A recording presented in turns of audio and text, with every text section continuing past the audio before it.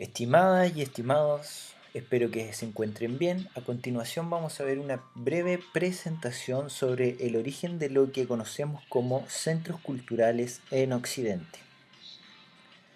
Para comenzar, me gustaría que pudieran contestar en su cuaderno las siguientes dos preguntas. También lo pueden realizar a través de un archivo de Word para que posteriormente me la puedan enviar al email calde1@live.com. ¿Qué espacios de difusión de cultura conoces en Santiago? ¿Observaste alguna manifestación artística durante el año anterior? Nombra el lugar y describe tu experiencia.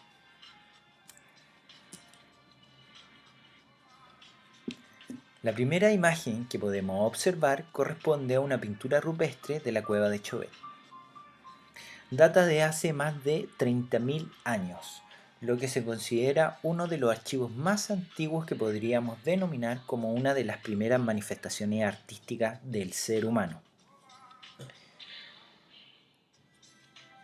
Si ustedes consideran, por ejemplo, que nuestra independencia, la independencia de Chile, y por lo tanto lo que conocemos como Chile, tiene 210 años, imagínense lo que son 30.000 años. Por lo tanto, esta manifestación artística que existen en diferentes cuevas que equivalen y que son de la prehistoria, no tienen un relato ni podemos saber si fue un hombre o una mujer quien lo realizó, por ejemplo, cuál era la utilidad que tenían en su momento. Sí sabemos por el solo hecho de observarlos que corresponden a figuras de animales salvajes en ese momento que posiblemente convivieron con nuestros ancestros. Ustedes también tienen que tratar de pensar en que el ser humano no siempre estuvo en la cima de la pirámide alimenticia. En algún momento de la prehistoria posiblemente fue uno de los animales o uno de los seres más débiles dentro del mundo. ¿Cómo se logra datar la edad de estos objetos o en el caso de las pinturas? A través de una sustancia química llamada carbono 14, la cual eh, nos logra, o más bien les logra a los arqueólogos datar cuál es el año de creación o de utilización de aquellos objetos o del tratamiento de las pinturas, de los pigmentos en ese caso. Acá podemos observar una flauta que está hecha a través de huesos de mamut que data aproximadamente de hace unos 35.000 años, mucho más tiempo que el de las pinturas, y que sin duda nos muestra evidentemente la relación estrecha que siempre ha tenido el hombre por el tratar de mostrar, de expresar sus saberes y conocimientos a través de diferentes formas de lenguaje, ya sea a través de manifestaciones como la pintura, como lo vimos anteriormente, o a través de la música con esta flauta y posiblemente también a través de la danza y la performance, pero no tenemos objetos que puedan datar o nos puedan demostrar eso, ya que como ustedes lo saben, la performance y la danza son arte escénica que son efímeras y que no perduran en el tiempo. En la actualidad sí, solamente a través de videos, pero en la antigüedad no. Y ni siquiera tampoco tenemos relatos. Como ustedes lo sabrán, en la prehistoria no existían los libros, por lo tanto no había una historia contada. Solamente se puede indagar a través de estos objetos. Como he demostrado anteriormente, el hombre siempre ha tenido esa estrecha relación con el saber y la cultura. Una de las primeras civilizaciones que se encargó de poder juntar las distintas formas de comunicación y de estudio fueron los griegos y los egipcios, que acá como se puede evidenciar en la imagen, construyeron edificios tan legendarios como la Biblioteca de Alejandría, construida por Ptolomeo en el siglo III a.C. Era un edificio que poseía tanto bibliotecas como anfiteatros, observatorios, salas de teatro, de estudio, jardín botánico, una colección de animales y constituía un sinfín de objetos importantes para el saber y la cultura. Acá, por ejemplo, tenemos dos imágenes. Una imagen que quiere retratar la biblioteca de Alejandría por dentro, que estaba constituida por miles y miles de papiros, considerando que no habían libros en aquel momento. Y en la segunda imagen se puede observar ya su destrucción, que fue específicamente en la guerra que tenía Cleopatra con su hermano en el año 47 a.C., en plena Imperio Romano, debido a que los dos querían obtener el reino de Egipto. Esta destrucción de la Biblioteca de Alejandría fue sin duda una pérdida invaluable para nuestro patrimonio cultural. Se perdieron un sinfín de conocimientos, de escritos, de relatos, tanto de lo que podría haber sido astronomía, ciencias, culturas perdidas en el tiempo, etcétera, y se perdieron para siempre, una de las mayores pérdidas de la humanidad.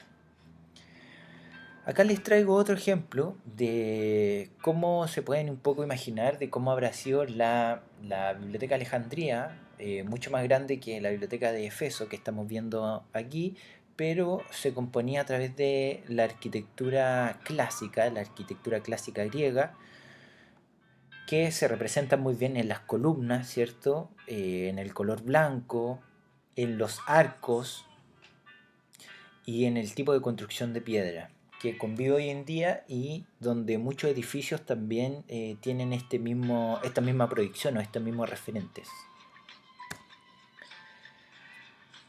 Después del Imperio Romano, cada país obtuvo su propia independencia tanto en el aspecto político y monárquico, mayoritariamente, porque predominaban los reyes y reinas, y junto a él empezaron a crear su propia identidad. Para crear su propia identidad y también para eh, acopiar saberes y conocimiento y cultura, una de las formas que lo hicieron a través de los gabinetes de curiosidades que pertenecían a personas con alto poder económico que en sus propios palacios tenían estos salones donde juntaban diferentes manifestaciones artísticas, ya sea esculturas, sea retratos de otras personas, paisajes de ciudades distantes o países poco conocidos, poco explorados. ¿Por qué era tan importante el retrato en aquel momento, como se puede evidenciar en la imagen que está en su lado izquierdo? El retrato era una forma de pasar a la eternidad para aquellas personas de la aristocracia y de la élite, o de los reyes y reinas, ya que antes no existía la fotografía, por lo tanto, ser recordado era muy difícil. Y una de las maneras más fáciles de ser recordado es a través de la imagen, de cómo quieres que te vean, las prendas que luciste para el retrato, cuál era tu cara, etcétera. Era sumamente importante. Después de los gabinetes de curiosidades, otro de los ejemplos donde empezaron a converger todo tipo de arte fue a través de las catedrales de la Iglesia Católica, por ejemplo en la Basílica de San Pedro. No tan solo convivía la pintura, sino que también se podía vivenciar, por ejemplo, los instrumentos musicales como el órgano que aparece acá en la imagen derecha, órgano de la Catedral de Santiago de Compostela. ¿Por qué era tan importante la imagen en este periodo? Por un lado, la imagen siempre, el conocimiento siempre fue poder. El poder estaba ligado a qué?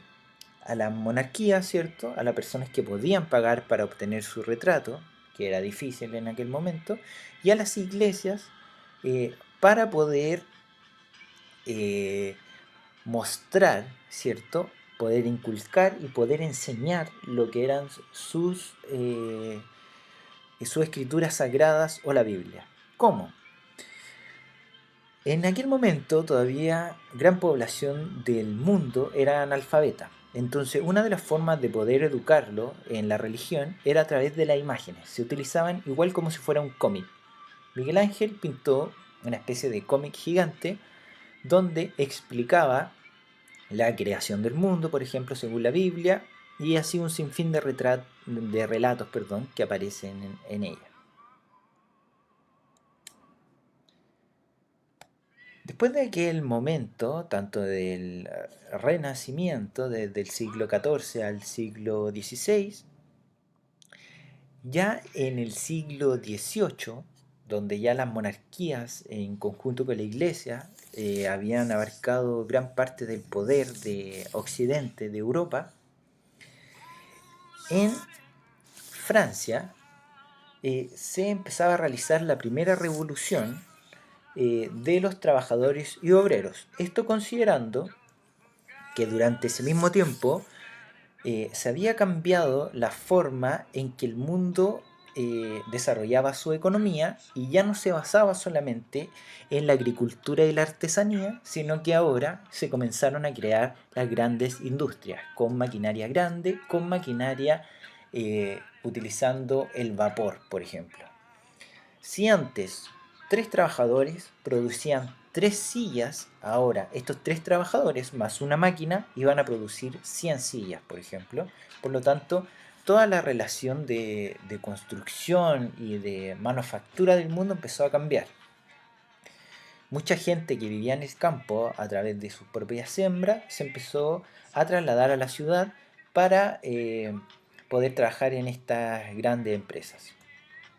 Aquello provocó que esto no lo pudiera sostener en armonía a través de la monarquía, por lo tanto, en la Revolución Francesa fue un hito epocal y histórico en donde los trabajadores tomaron ellos el poder y finalmente contribuyeron a que las cosas fueran más democráticas, con muchos más derechos, por ejemplo. En la pintura que está acá, esta es una de las pinturas más famosas de la historia del arte, que se llama La libertad guiando al pueblo. Es un cuadro pintado por Eugène Delacroix de 1830 y conservado en el Museo del Louvre. La libertad está simbolizada en una mujer, que es sumamente importante, recordando que en la monarquía siempre mandaba el rey, y los personajes que aparecen son los burgueses, ¿cierto? Con el sombrero, que se unen al pueblo, y el pueblo en el joven y el obrero por acá, derrotando un poco a la realeza.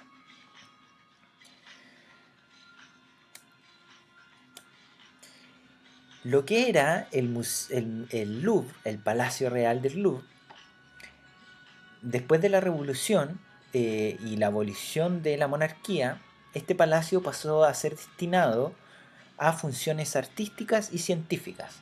Entonces, todo lo que antes era de la corona, de manifestaciones artísticas que podían existir, pasó a ser del pueblo. Por lo tanto, ya ahora el arte y la cultura no era solamente de los estratos que concentraban el poder, sino que ahora cualquier persona podía ir a visitar este museo y podía ir a observar diferentes manifestaciones artísticas, siempre concertando las visitas con anterioridad. Pero antes, imagínense, solamente esto lo podían mirar, lo podían contemplar personas de la realeza o la aristocracia. Otra de las cosas importantes, que ya se la había nombrado anteriormente, por ejemplo con la biblioteca de Efeso, es la arquitectura clásica. Eso se empezó a tomar ese espíritu griego sobre el valor de la cultura y mayoritariamente los edificios que albergan tanto museos como de repente palacios de justicia, congresos o que tengan que ver con la democracia, muchas veces están basados en la representación del espíritu griego. Por eso, las grandes columnas nuevamente, el color blanco, pálido, ¿cierto? De esta arquitectura que se llama neoclásica, imitando un poco al Partenón de la Acrópolis griega.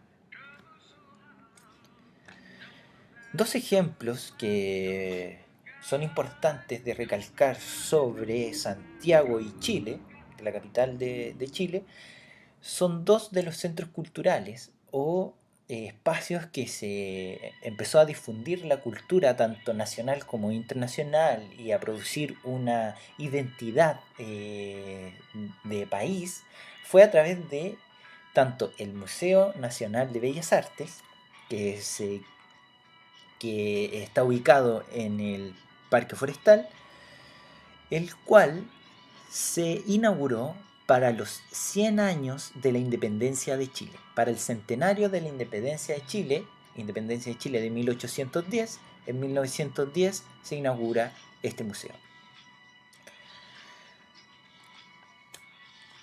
Acá está el museo, tiene una réplica exacta, o bueno, no es una réplica exacta, pero tiene un referente directo que es el Petit Palais de París, que fue construido para una exposición universal. El Museo de Bellas Artes tiene el mismo tipo de arquitectura. El Teatro Municipal también es un edificio sumamente importante para la cultura y las artes y la vida artística de Santiago, en donde se destacan funciones de ópera, ballet, concierto sinfónico, de cámara y teatro. Fue inaugurado el 17 de septiembre de 1857 con la ópera Hernani de Giuseppe Verdi. Este montaje fue a cargo de una compañía italiana, por lo tanto, este tipo de teatro único en Santiago ya podía albergar las mismas funciones que podían tanto estar exponiéndose en Europa, funciones de teatro, de ballet, con el mismo esplendor y los mismos tipos de recursos, con el mismo escenario. Acá está un poco, bueno, demostrando tanto el espacio interior como exterior. Exterior, nuevamente, este edificio se hace presente los referentes griegos, ¿cierto? Las columnas, el blanco neoclásico, ¿cierto?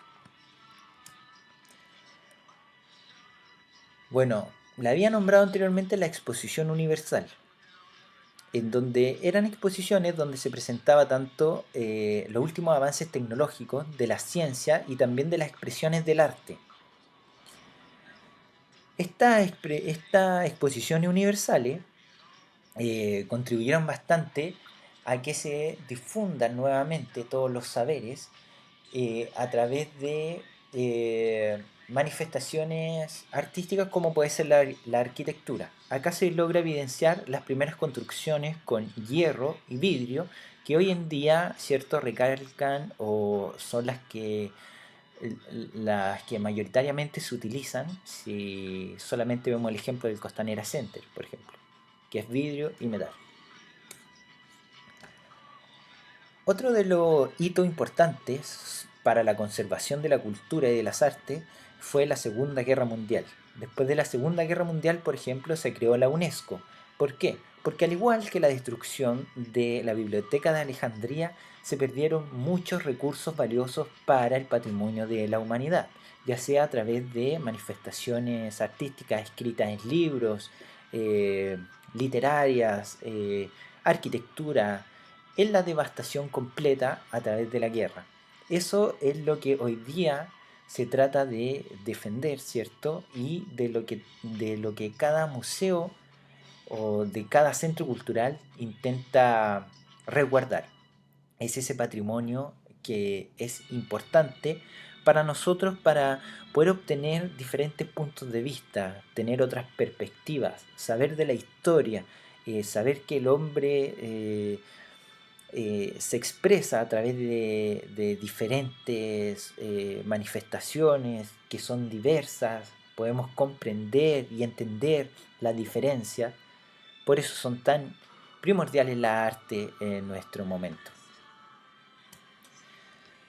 A continuación, unas preguntas que están contempladas a partir de están realizadas, perdón, a partir de toda la información antes recopilada en la presentación. Así que, como les dije, cualquier duda, espero que me puedan escribir. La responden tanto pueden ser en su cuaderno, a través de un Word y me lo envían al email, Yo lo estaré revisando y estaré atento a cualquier consulta, ¿ya? Nos veremos pronto.